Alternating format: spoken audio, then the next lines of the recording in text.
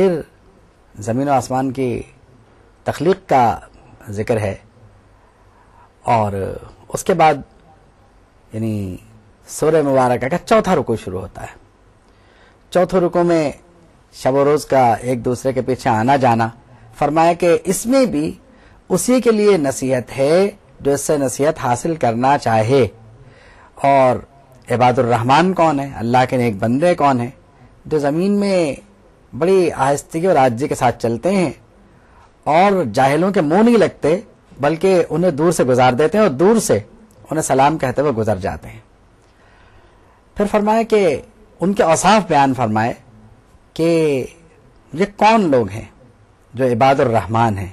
فرمایا کہ ان کی راتیں رکوع و سجود میں گزر جاتی ہیں، اور یہ لوگ فضول خرچی نہیں کرتے، اور یہ لوگ جو ہیں وہ کنجوسی نہیں کرتے، یہ لوگ اللہ کے سوا کسی کو اس کا شریک نہیں کرتے، یعنی اللہ کے سوا غیر معبود کو نہیں مانتے، اور ناحق کسی کو قتل نہیں کرتے، بدکاری نہیں کرتے، اور جو ایسا کرے ہم اسے یہاں تو دگنا عذاب دیں گے ہی، آخرت میں بھی دردناک عذاب میں مبتلا کر دیں گے۔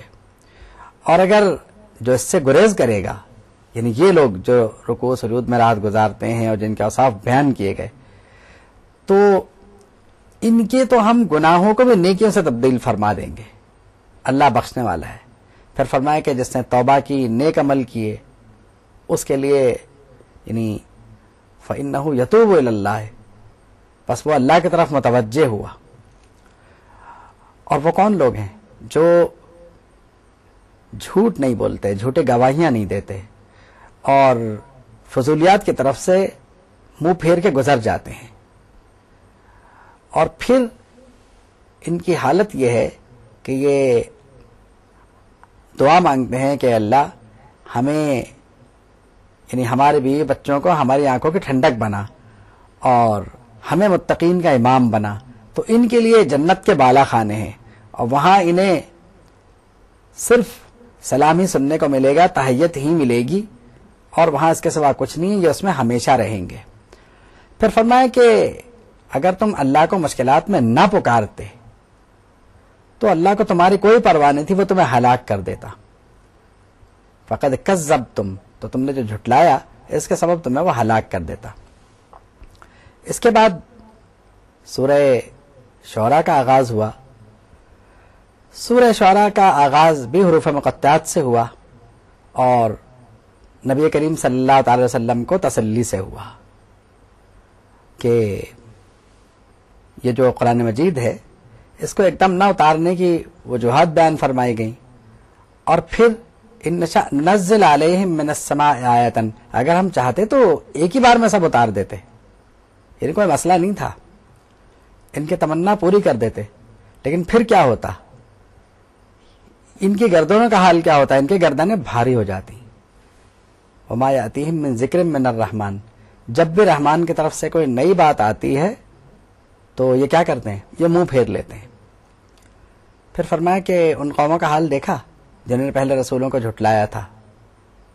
فَسَيَأْتِيهِمْ أَنْبَاءُ، ان کی خبریں ابھی عنقریب ہم آپ کو دیں گے۔ پھر یعنی اس رکوع سے لے کے اور تقریباً سورت کے اختتام سے کچھ پہلے تک ایک خاص جملہ آتا ہے، وَمَا كَانَ أَكْثَرُهُم مُؤْمِنِينَ، ان کی اکثریت مومن نہیں تھی۔ تو اس میں بھی یہی فرمایا کہ دیکھو زمین میں جو نباتات ہیں وہ کس طرح یعنی اگتے ہیں، لیکن تم نہیں سمجھتے اس کو۔ فرمایا کہ وجہ یہ ہے کہ آپ کا رب تو عزیز بھی ہے، رحیم بھی ہے، مگر ان کی اکثریت مومن نہیں ہے، تو یہ لوگ اس بات کو نہیں سمجھتے۔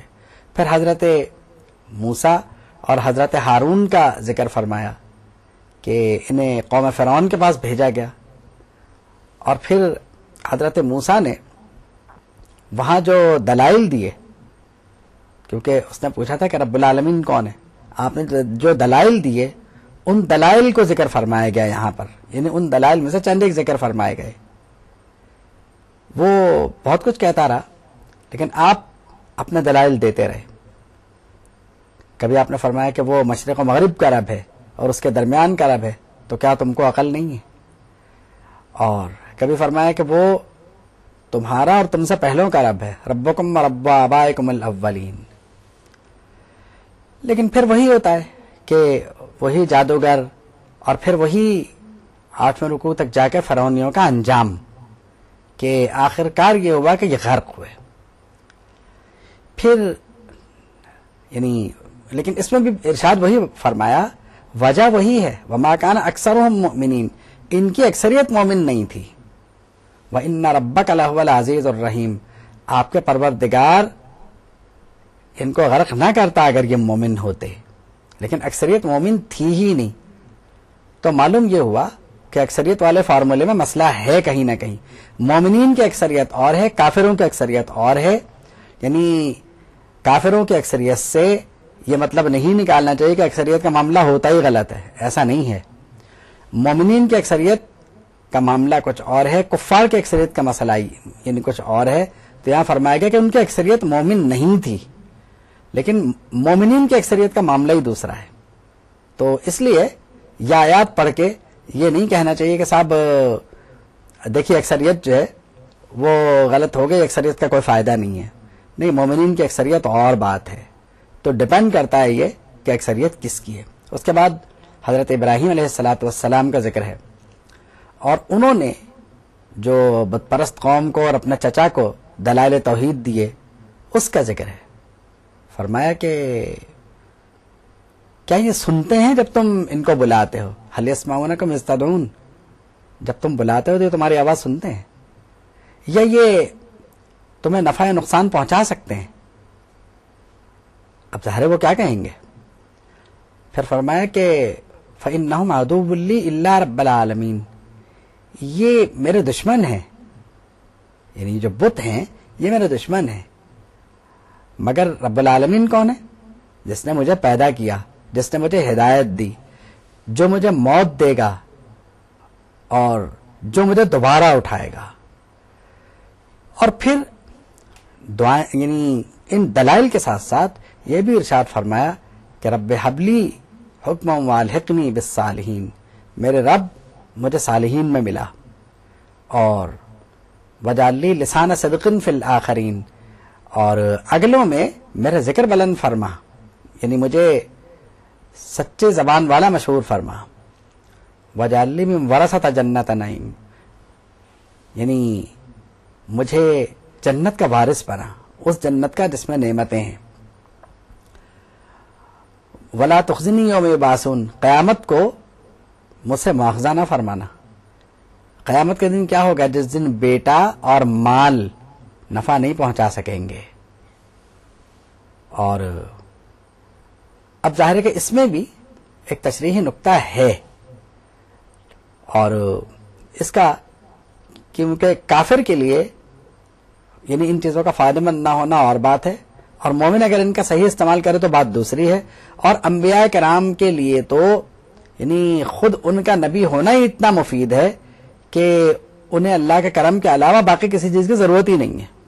تو اس لیے اگر حضرت ابراہیم یہ فرمائے تو اب اس آیت کو پڑھ کے بھی یہ نہیں کہنا چاہیے کہ شفاعت سے کوئی فائدہ نہیں ہوگا. یہ شفاعت کی نفی نہیں ہے، یہ کہ نبی کہہ رہے ہیں یہ بات کہ وہ دن وہ ہوگا جس دن بیٹا اور مال کوئی فائدہ نہیں پہنچائیں گے. اس میں تو شک نہیں ہے کہ عمل جو ہے اس دن وہ یقیناً عمل کو پہل ہوگی، عمل کو اولیت ہوگی، اور یہ باتیں اس کے ساتھ ساتھ مفید ہوں گی. لیکن پھر بھی نبی کا فرمانا اور ہے، ہمارا معاملہ اور ہے. اولاد کی اچھی تربیت اور مال کو اچھی جگہ خرچ کرنا یہ بھی اعمال صالحہ میں سے ہے. لہذا اور یہ طے ہوا کہ ہر عمل صالح فائدہ مند ہوگا، تو انشاءاللہ تعالی یہ چیزیں بھی فائدہ مند ہوں گی.